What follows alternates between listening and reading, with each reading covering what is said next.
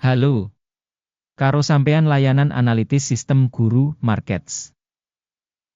Ayo miwiti karo data ringkesan perusahaan.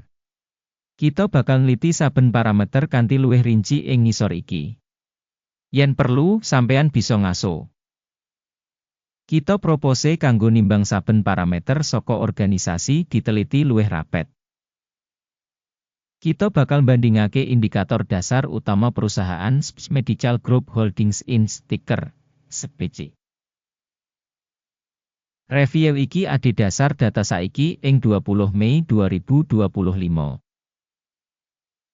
Déning klasifikasi guru, markets perusahaan Spes Medical Group Holdings Inc. kalebu subkategori. Treatment, 54 perusahaan melu analisa, sing makili banget.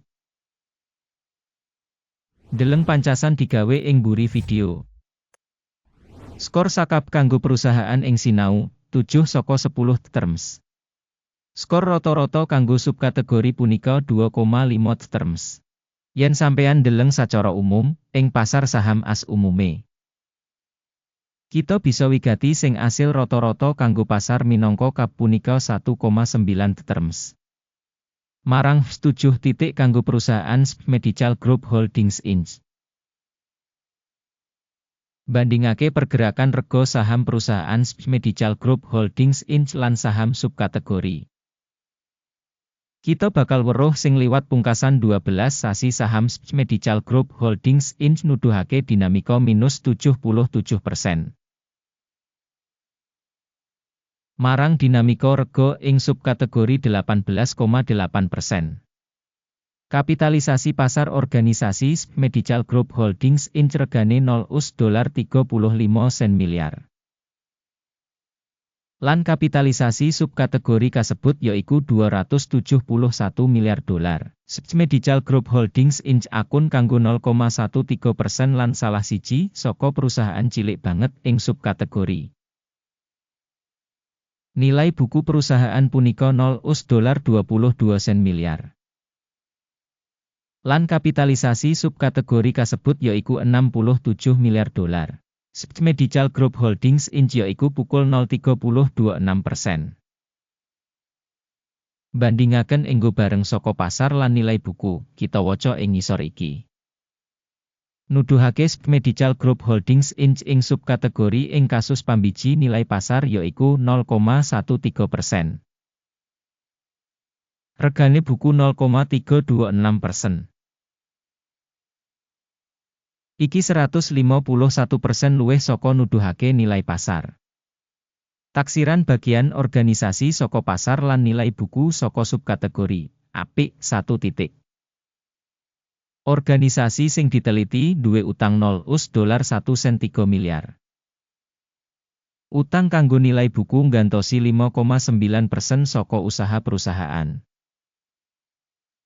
Rating tingkat utang perusahaan, apik banget 2 terms. Rega pasar perusahaan kanggo rasio laba yaiku 11,6. Rata-rata ing subkategori yaiku 23,8, yaiku 51% luwih murah tinimbang rata-rata subkategori. Evaluasi nilai pasar saham perusahaan kanggo rasio laba dibandingake karo organisasi ing subkategori, apik banget 2 poin. Bati kanggo pungkasan 12 sasi $30 mayuta-yuta. Pangentukan mangsa kanggo sabanjur 12 sasi samestine $63 mayuta-yuta.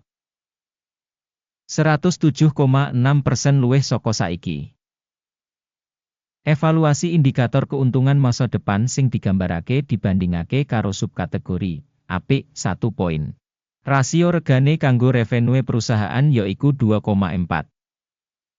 Rata-rata ing subkategori yaiku 1,2, iki 100% luwih dhuwur tinimbang ing subkategori.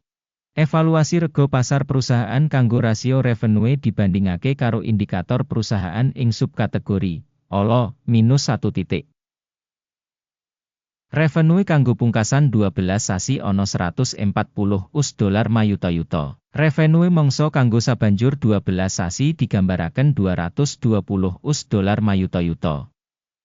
Lan iki 57% luwih saka saiki. Taksiran angka sales mangsa samestine ing comparison karo tokoh saka perusahaan ing subkategori apik 1 titik. Wates dodolan punika 21,1%, karo rata-rata kanggo subkategori 5,1%. Prabdan antarane rata-rata subkategori lan kinerja perusahaan punika 15,9%. Asesmen untung dibandingake karo pratandha perusahaan ing subkategori apik 0,5 terms. Saham perusahaan miturut nomor personel ing subkategori punika 0,083%. Iki 57% kurang saka nuduhake kapitalisasi pasar. Jumlah ibu kutha pasar saben pegawai perusahaan punika $409.000. Nalika ing subkategori ana $260.000. Prabdan antarane rata-rata subkategori lan kinerja perusahaan punika 57,3%. Evaluasi volume modal pasar saben karyawan dibandingake karo indikator perusahaan ing subkategori Passable 0 poin. Jumlah bati saben karyawan perusahaan yaiku $35,300. Rata-rata ing subkategori punika $10.09. Lan beda antarane rata-rata subkategori lan kinerja perusahaan yaiku 224%. Evaluasi bati saben karyawan dibandingake karo indikator ing subkategori apik 0,5 poin. Revenue organisasi saben pegawai individu $168.000. Ing subkategori $213.000. Prabdan antarane rata-rata subkategori lan kinerja perusahaan 27%. Sales saben rating pegawai dibandingake perusahaan ing subkategori Passable 0 terms. Jumlah enggo bareng singkat 1,7% dibandingake rata-rata kanggo subkategori 3,1%. Iki taksiran remet singkat. Indikator resi 14 nuduhake tingkat 48% kanggo perusahaan SP Medical Group Holdings Inc. Dene kanggo subkategori tataran iki 67%. Rega saham nyoto perusahaan iku watara $3.42. Perkiraan rega konsensus kanggo saham perusahaan kira-kira $10.01. Rega nyoto lan dinamika ramalan konsensus kira-kira 193%. Ayo kang katon ing tabel pesenan kang kasedhiya kanggo Everyone, link kanggo iku ing komentar pinned. Tabel pesenan ngemot kabeh pancasan sadurunge digawe ing mangsa diwenehi dening informasi evaluasi lan sistem referensi guru markets. Akses menyang meja pesenan pancen free lan buka link ing komentar pinned. Adhedhasar analisis Medical Group Holdings Inc. Sistem informasi lan referensi penilaian guru, markets kaputusan ing ngisor iki digawe.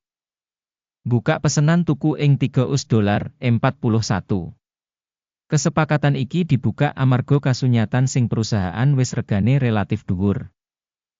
Pambiji perusahaan kasebut nggunakake metode penilaian indeks AKIM. Jupuk bati disetel ing 4,3. Mandeg mundut disetel ing 2,52. Yen pesenan ora ditutup kanthi jupuk bati utawa mandeg mundut, banjur pesenan ditutup kanthi otomatis adhedhasar asil dagang tanggal 19 Juni 2025.